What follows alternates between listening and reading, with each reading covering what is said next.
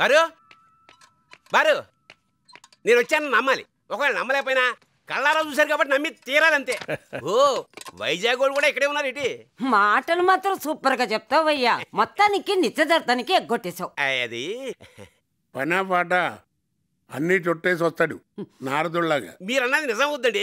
ఒకవేళ అవ్వపోయినా మీరు అన్నారు కాబట్టి నిజమై తీరుద్దంతే.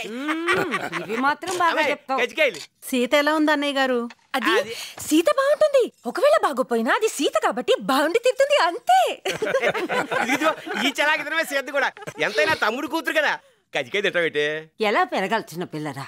ఎప్పటికైనా సరే దాని ఆస్తి దానికే ఇచ్చేసి ఒక మంచి సంబంధం చూసి పెళ్లి చేసి ఆఖరిలో దాని దగ్గరే ఉండిపోవాలన్నదే నా కోరిక. కానీ సీతను పెద్దోడికి ఇచ్చి పెళ్లి చేద్దామని ముసలోడు పట్టుదల.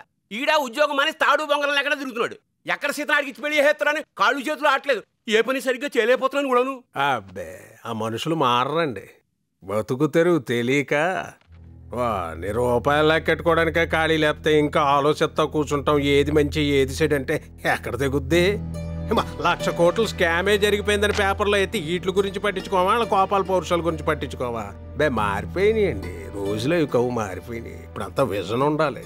అందుకే వాళ్ళు అలాగున్నారు, మనం ఎలాగున్నాం. చెప్పాను మా తమ్ముడికి సెలెక్ట్ చెప్పినట్టు, ఓరు బాబు వద్దురా మనకు సంబంధం అంటే విన్నాడా? ఏమైంది? అదిగో సీత పుట్టింది, వాళ్ళ అమ్మా నాన్నని మింగేసింది. ఒకటి చెప్పమంటారా, దురదృష్టవంతులతో ఎక్కువసేపు గడపకూడదు సార్. వాళ్ళ గురించి ఎంత తక్కువ మాడితే అంత మంచిది. వదిలేండి. అలా అని చెప్పి మా రేలంగ అన్నయ్య గారిని పెళ్లికి పిల్లడం మానేస్తారా ఏంటి? ఏటది ఆహ్వాన పత్రిక అదే పట్టుకెళ్ళవా?